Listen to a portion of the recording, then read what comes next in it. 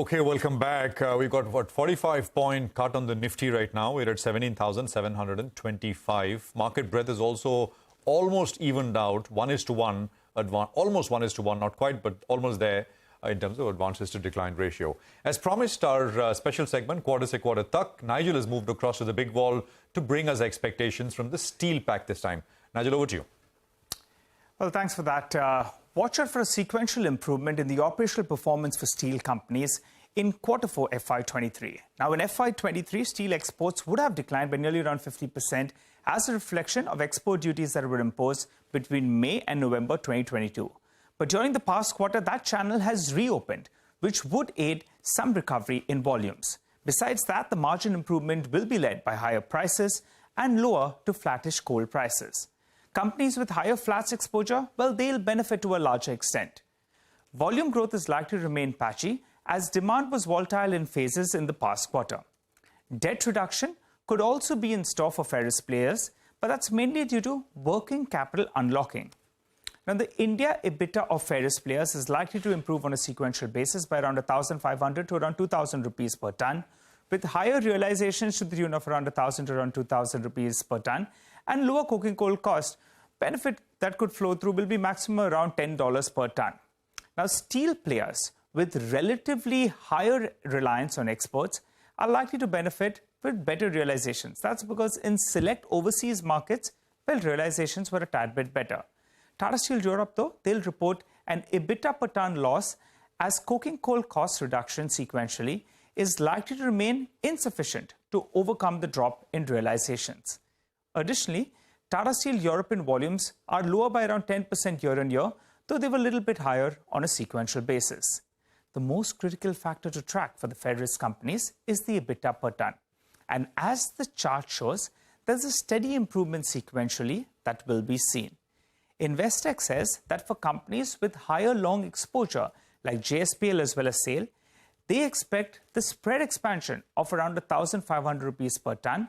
This has rebar prices stand challenged due to holidays, monsoons, as well as, working capital crunch as well that was witnessed in several infra projects.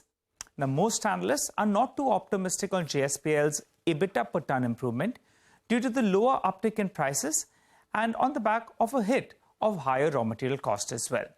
The street will also be waiting by for commentary on demand and supply dynamics in the global steel environment, how expansion plans are progressing, particularly on JSPL, as they have a big ambitious plan that's underway. The capex of all companies as well as deleveraging targets for the coming year will be watched out for. Also, reports have indicated that the JSW Group plans to enter the auto space. Need to track if the listed entity has any role whatsoever to play in that directly. Well, let's wind this down with a check on the valuation. And as has been the case, SAIL trades at a bit of a discount as its promoter is the Government of India. Well, those are the expectations, but let's welcome Ashish Kejriwal, who joins us on the show, Director of Research, Metals and Mining at Novoma. Hi, Ashish. Thanks so much for joining in. Well, before we get to the expectations of the past quarter, the past few days, Chinese steel prices have corrected. Could you quantify what has been the pricing correction out there? And what is the average you are working with for FY24 with regard to the domestic steel prices? How far away is it from current steel prices domestically? Yeah, hi, good morning, Nigel. Thanks for inviting me to the show. Yeah, as you rightly pointed out that China steel prices have corrected. That has corrected more than around $50 right now, $50 per ton in last 15-20 days. But at the same time, you have to look at that. One should not look only steel prices as a standalone. One should look at in conjunction with falling raw material prices also, which is iron ore as well as coking coal. So coking coal prices have declined by more than $125 in the similar time frame. And similarly, iron ore prices, global prices, that have also fallen by around $15. So net, your margins, that is Chinese steel producers' margins, have not declined in last 1 month, despite fall in steel prices. So that, I think one should take into account the margin front rather than only the realization front for any steel companies. Okay. And sure. Ashish, just to, drill it down to specifics, because I think that's what our viewers would also like. As Nigel was pointing out, for something like a Tata Steel, right, the EBITDA per ton is expected to rise quite a bit in the standalone business from 11,000 to about 13,000. Do you think that gives it a fillip in the near term? Could that lead to an upside in the stock? And what's your recommendation on Tata Steel itself? Yeah, so in Tata Steel, in fact, we are somewhat ahead of the numbers which you have given. We think that, they can do something like 14,000 rupees plus per ton in this fourth quarter. See, one has to look at in Tata Steel, third quarter was somewhat weaker than what other steel producers have reported. And it's not because of their gross margins, it's because of their other expenditure, which was somewhat higher than what we have expected or the street has expected. So I think that anomaly will get corrected in this fourth quarter, and Tata should report 14,000 per ton plus in fourth quarter.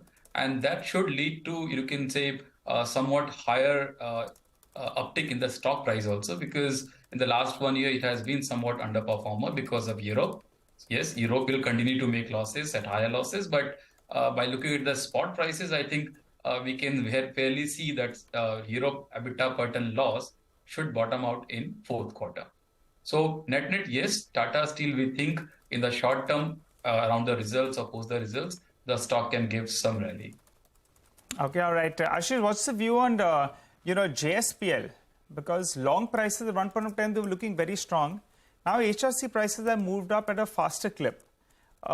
What's your approach to the stock? Valuation, it always enjoys some comfort. And they have a big, ambitious plan as well to scale up. Your view of the stock at current reckoning? Sure. So, we are very positive on JSPL in the mid to long term. No doubt about it, because the kind of ambitious plans which they have, the kind of balance sheet they have, the kind of growth projects, as well as you can say margin expansion plans they have. So mid to long term, very, very positive, no doubt about it. Short term, yes, because of the pressure on the long product prices, stock is somewhat, moving here and there. But my sense is it's a seasonal in nature, because long product prices have increased faster earlier, which is somewhat normalizing now. And in first and second quarter, we know that it's a seasonality which will play, and long product prices could be here and there only. It should not move up. But even at 58,000 rupees per ton, it's on a much higher side. So my sense here again in JSPL, fourth quarter, my numbers will be higher than what the numbers which you are highlighting on your screen. I think they can do something like 13,000 rupees per ton. And, short-term long product prices can be under pressure. But again, in second half, we can see, surge in the prices, or at least in the margins front. So we are comfortable on the margins rather than on the prices. All right. That's actually Investec's, EBITDA per ton that we have put up for you on the screen. Ashish, final question before we let you go. Some reports have been indicating that maybe the JSW Group will be looking at buying a stake in various automakers. A couple of rumors have been doing the rounds. What are you factoring in? My initial chats with various people from the management have suggested the indications are that it's unlikely to be via the listed entity. What are you factoring in? Do you think it'll be via the listed entity? If yes, what kind of a number are you working with? Or will you view it negatively with regard to capital allocation? Your take. So I'm with you in that, Nigel. We don't think that this foray into the sector or auto sector will be through JSW Steel. It could be through JSW Group. So in case if it is through JSW Steel, obviously we'll treat it as somewhat negative because of the capital allocation. But I seriously doubt that it will be through JSW Steel. It should be from the group side. So Indeed. We are not. Okay, all right. Got it. Thanks a lot for that, Ashish, for joining in and filling us in with all of those details. We look forward to chatting up with you all through the metal earnings season. But as you said, you're pretty confident on companies like JSPL from here on. Talking about steel, well, let's focus on another iron ore miner. Lloyds Metals and Energy, they posted a rather good set of numbers. There's a big jump in the revenue front, led part by the mining division. Mr. Rajesh Gupta, the director at Lloyds Metal and Steel joins us, and Energy joins us on the show. Hi, Mr. Gupta. Good morning. Thanks so much for joining in. Well, in the past year, I think your dispatches were around 5.3 million tons or thereabouts in terms of iron ore. But the street believes that FY24 is going to be the big year because you've got the approvals for around 10 million tons. could you tell us what kind of a sales volumes should we factor in for FY24 on the iron ore front? Nigel, thank you for inviting us. We have got the EC for 10 million tons. We have been doing a run rate of 10 million tons for many months, a few months in the last year, and we hope to continue that and achieve 10 million tons in this coming financial year. Okay, so 10 million tons is something that you're looking to achieve in FY24. Major unforeseen circumstances, we are very confident of achieving the 10 million ton target. Okay. Do you have the logistics ready to dispatch these kind of higher volumes, Mr. Gupta? In one word, yes. Like I said earlier, we have already achieved run rates of that volume in the last 3 or 4 months, like in December, January, and in currently also we are on that same run rate. We have 3 sidings in place, network of road which is being repaired by us at our cost, and all that is ensuring that the logistics is well in place from Gadchiroli.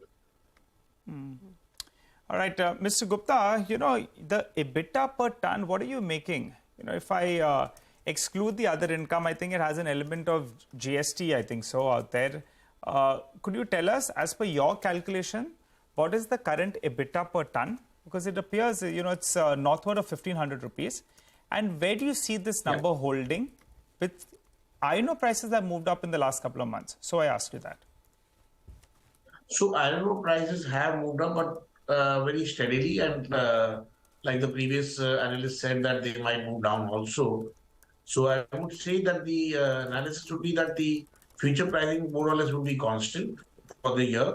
And given revenue, given the economies of scale, we should get a reduction in cost of around 150 to 200 rupees. Our current EBITDA per ton is around 1,800 rupees. So I think that is where we are, and economies of scale would kick in and we should get a little better than that. So then it will be 1,900 to 2,000 is what you wanted to guide approximately for this year? Yeah. Okay. All right. Got that. Tell us a little bit about the way forward. Earlier, you had mentioned that you're looking at moving up the value chain, perhaps through funding, through internal accruals, maybe through CAPEX as well. Can you tell us what is the CAPEX planned for FY24 to FY26? And what would that mean in terms of higher production for you? So we are got the approval, went to the board and got the approval for 2 plants yesterday. One was a steel plant in Chandrapur of 500,000 ton of wire rods. This would be forward integration. We are currently selling sponge iron and power. That would be used internally. We'll be expanding our DRI and power capacity, as well as adding a arc furnace-based steel plant and a wire rod mill. That will be around 500,000 tons of a little higher grade alloy, little low alloy but higher grade of steel wire rod. That's the first plant. And the second plant would be a 4 million ton pellet plant, along with the Maharashtra's first pipeline of slurry from the mine to the plant, which is around 80 kilometers away. And that will 4 million tons with technology from Nifty GmbH, Germany. And put together, the total estimated capex is approximately 4,500 crore rupees. All of this is estimated to be spent through internal accruals only. That has been our mantra for some time, and we hope to achieve that going forward as well. I'm just doing a back of an envelope calculation. I think the EBITDA for the year itself, going by what you're guiding, 10 million tons and EBITDA of closer to 1,900 should be closer to around 2,000 crores at least. That appears should be the rough calculation. Plus, you'll add the sponge and the other small contributions that you'll get. So 4,500 crores, mostly from internal accruals, is what you're telling us. The other factor that the street is looking at is you have another listed name, Sunflag. It will be executed over 2.5 to 3 years. So this would give us ample room to ensure that our stakeholders are also rewarded in line with the thought process that we have right now. Stakeholders are wondering what's happening with Sunflag. That's the other listed company in there. and they have executed, they've gone and converted the optionally fully convertible debentures into shares. For some, that's an overhang now, because suddenly you have a large name in there who have 6 crore shares of your company. What's your view out there? I mean, any conversations between both of you all? I know you all were in a legal tussle, but have you all had any kind of conversation? Point number one. And is there a possibility that you all could look at merging both these two entities, or that's not a possibility at all? Post the arbitration award and the execution of the arbitration award, we have very, very warm relationship with them. They are our consumers and our stakeholders now. And the overhang is there, but as it is, our liquidity in the share market is not too much. So I'm not really worried about that, but we have not had any conversation with them on any of these issues that you have mentioned, and there's no talk of any merger in one word, no. Yeah. Okay, we'll let you go on that note. Thanks a lot for joining in and speaking to CNBC-TV18. By the way, the market may be quiet, but there are plenty of buzzing stocks.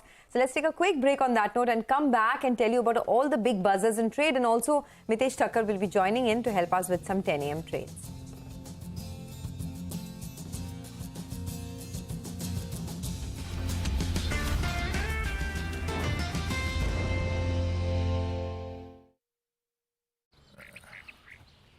What? You think I am slow? I am slow. I'm a tortoise. But your wealth managers, they shouldn't be as slow, you know? No? Oh. Choose Nuvama. We move at the right pace because we only do what's right for you and your money. Nuvama.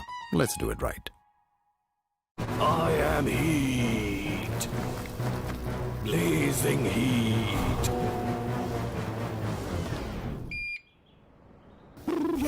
I'll be right back. Wait, what's the hurry?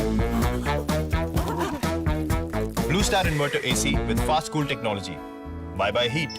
Blue Star. Mankind Pharma Limited now makes an initial public offer of equity shares of face value 1 rupee each for cash at a premium. The 100% book-built offer being offered in a price band of 1026 rupees to 1080 rupees per equity share. Opens on 25th April 2023 and closes on 27th April 2023. For risk factors and more details, refer to the red herring prospectus. 100% happiness with SBI Home Loans. Zero processing fee at 8.50% onwards. Apply today. Call 1800112018. Visit homeloans.sbi. Z-Block Premium Agarbatti and Dhoop. Official prayer partner. Delhi Capitals. अभी तक material आया नहीं? पैसे नहीं है. अच्छा.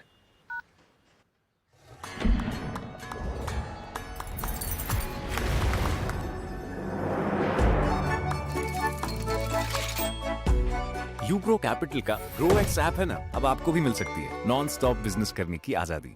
इतनी जल्दी?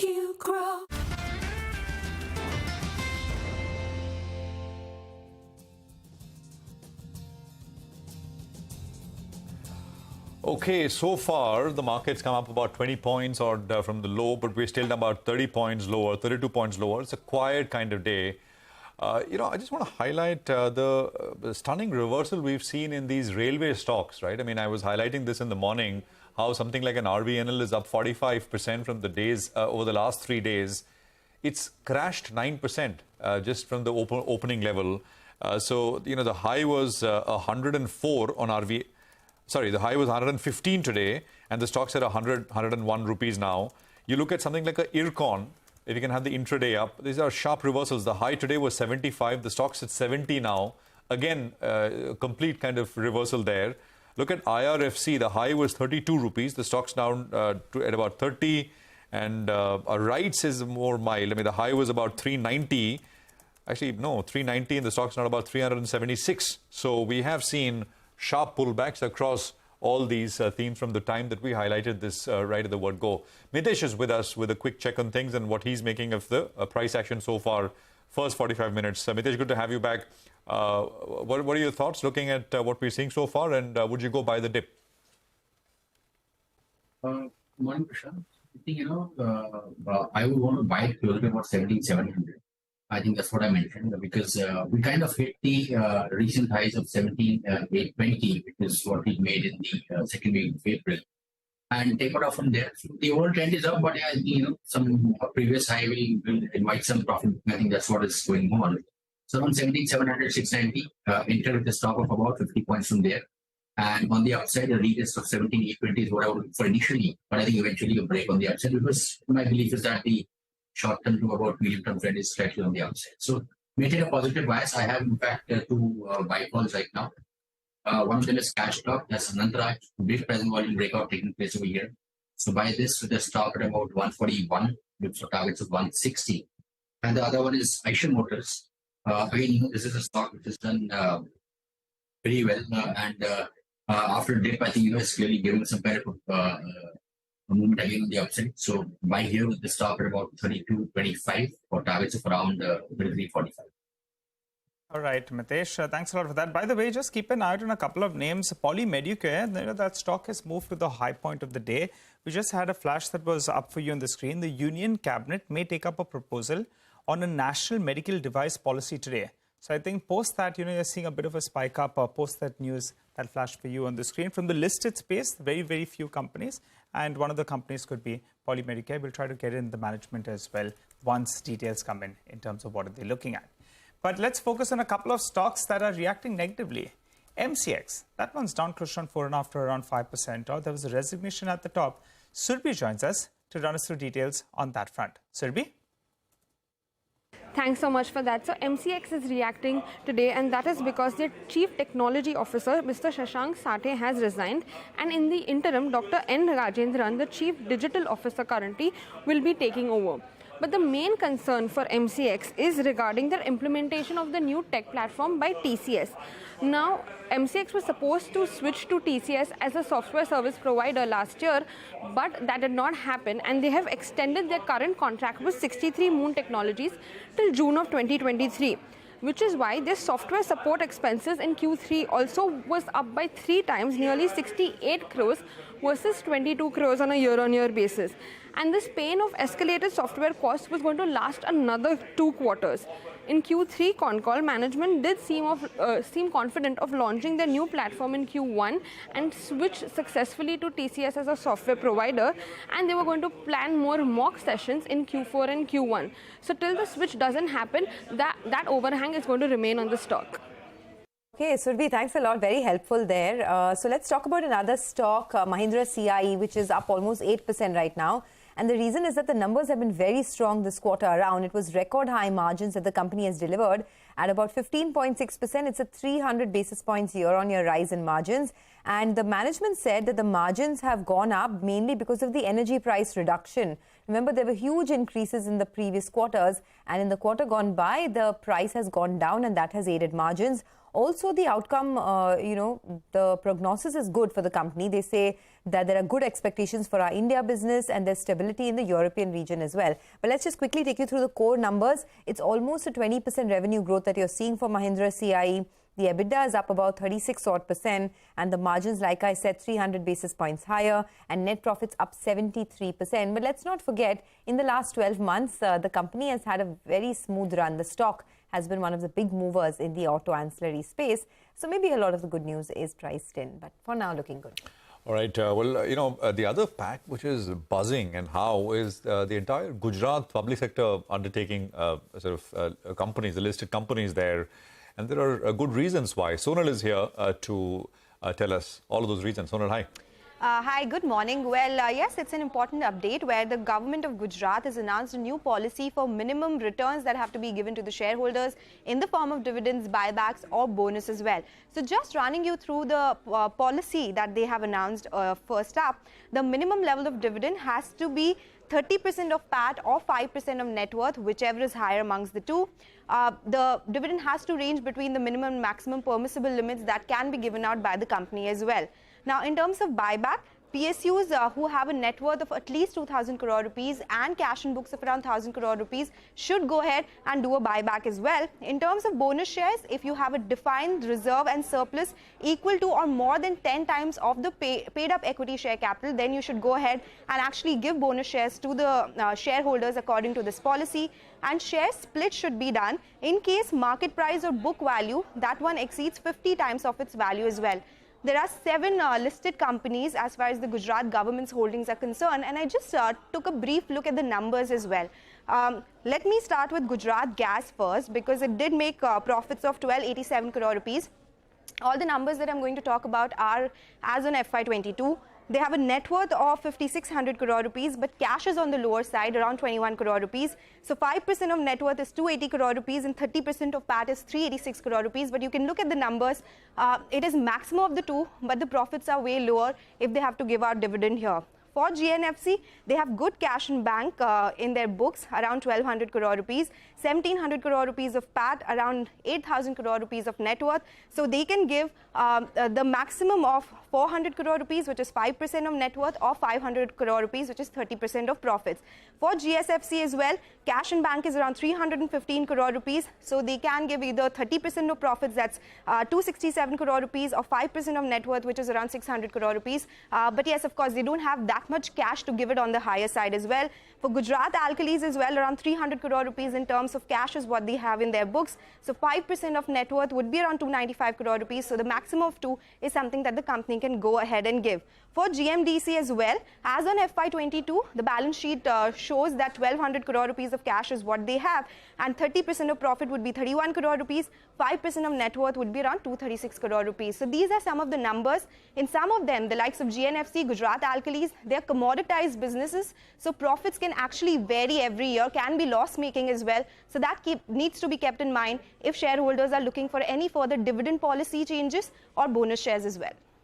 Okay, thanks a lot for that. By the way, another stock I quickly wanted to mention is KPIT Technologies. It's now piling on the gains, up 5%. It comes out with numbers later today. And after the good showing that we've had from Persistent, Mastech, Cyient, the expectation is perhaps that KPIT could also put in a good showing. You never know, but the street is building on to those expectations. Let's slip into a quick break. On the other side, Parag Rao of HDFC Bank will be with us to talk about their March business update, and also on the relief from the RBI to smooth out the merger between HDFC Bank and HDFC. Stay with us.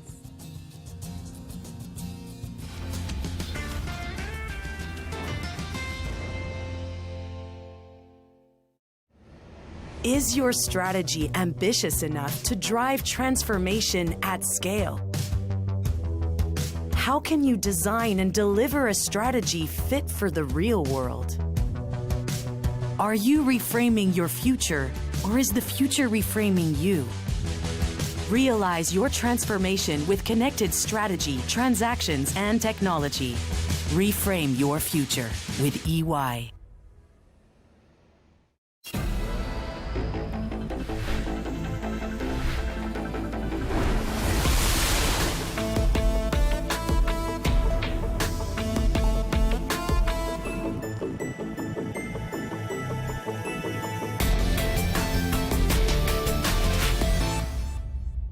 कैसे करते हैं trade? Drive 5 पैसा।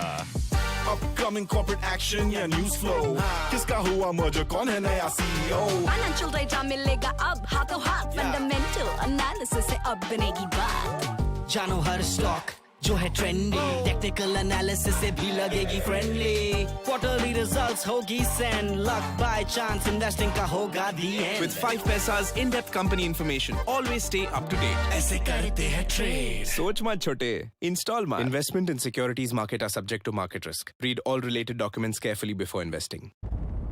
Hey buddy.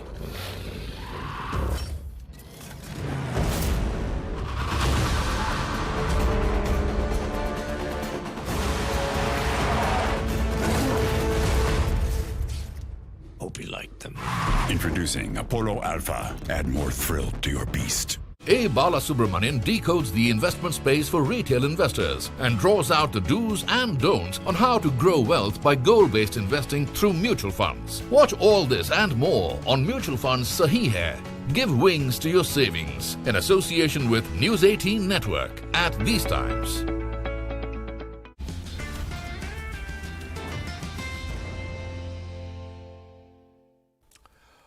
Welcome back. We got the market, which is absolutely flat. 14 or 15 point change. 17,753 is where we are trading at.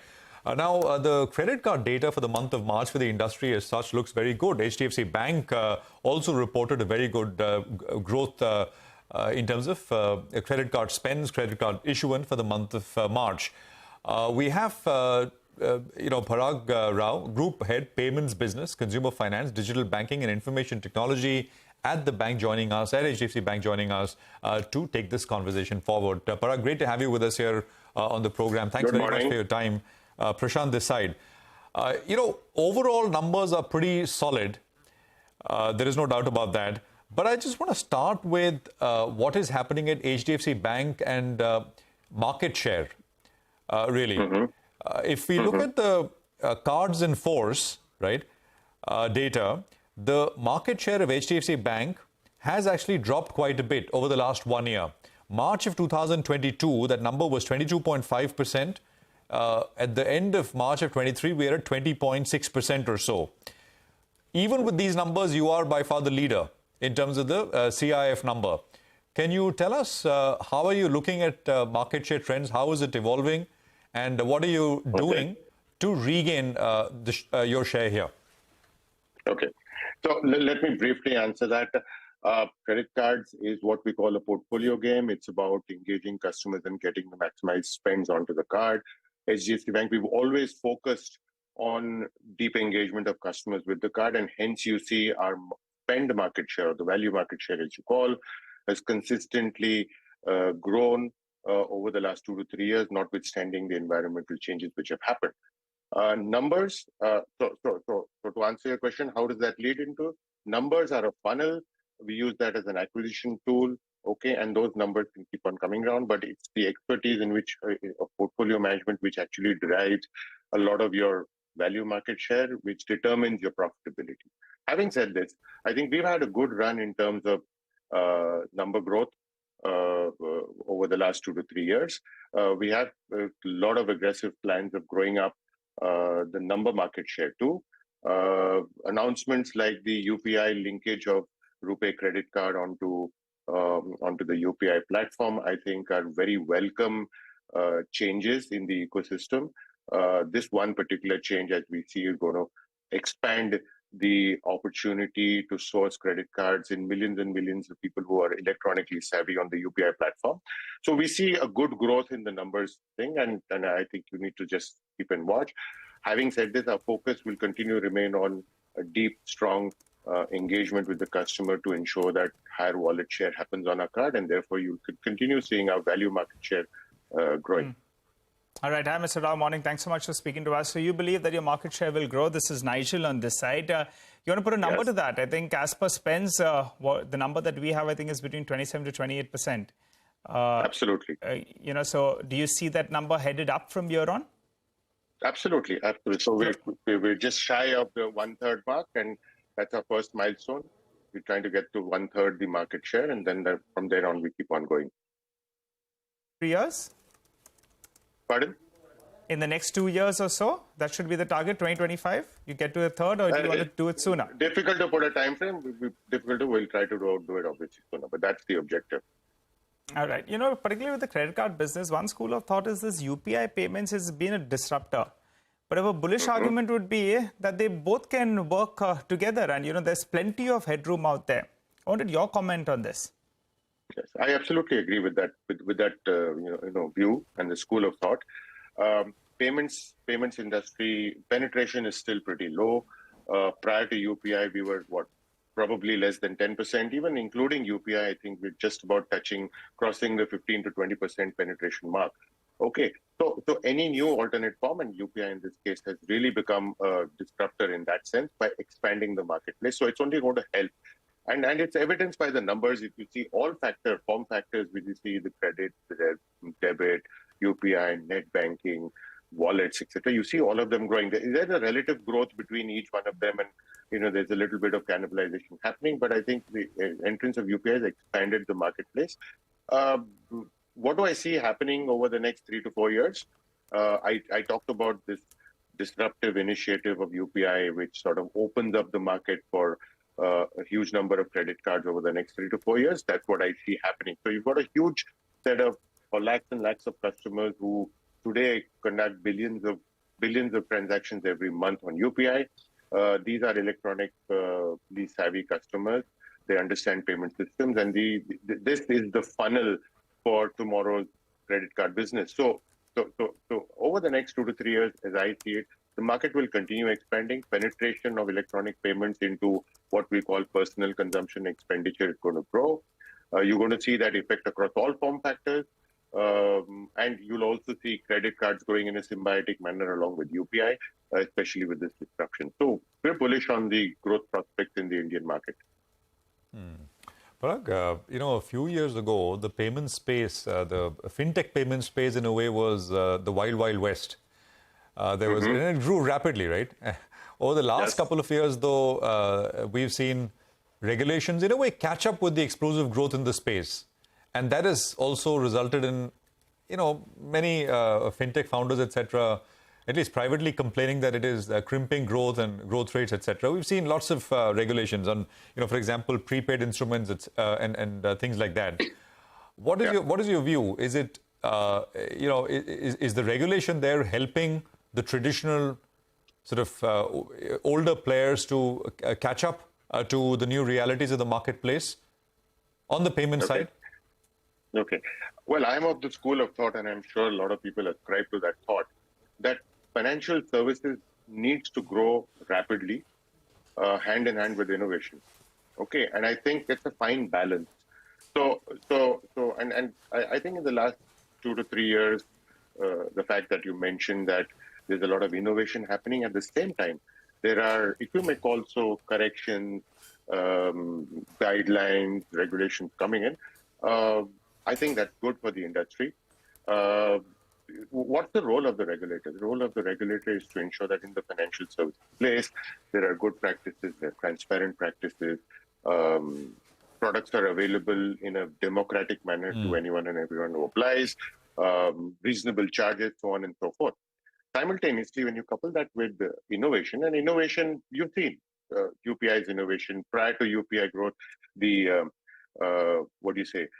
wallets was an innovation into the, I think, 6-7 years back. Tap and pay, QR code. These are new innovations which have happened in the Indian market. They've only expanded the growth. So, in my view, you need innovation, you need regulation, healthy regulation, and I think it's a balance, and that's going to take the market forward. You can always debate, can we grow faster? But I think it's more prudent to really, balance off these two and grow, because ultimately it's the customer's trust you need to win, especially when it comes to financial services. On the credit cost side, on the credit card side, things are well under control, Parag? I think so. Yeah, definitely. I think you can clearly see trends in the ecosystem. Credit costs dropping. Most institutions have passed the hump, when it comes to the pandemic and the restructuring thing. And as you see spends growing and the numbers growing, you see the books also started to grow. So credit costs clearly are going down. And I think that's good for all institutions and profitability. All right, Parag, we'll leave it there. Thank you very much. Good speaking with you. Appreciate you joining in and running us through what you're making in the payment space. Credit cards, bulk of the conversation today. Well, let's shift focus to the commodities space. Manisha is here with what is top of mind for her and for markets as well. Manisha, what are you tracking?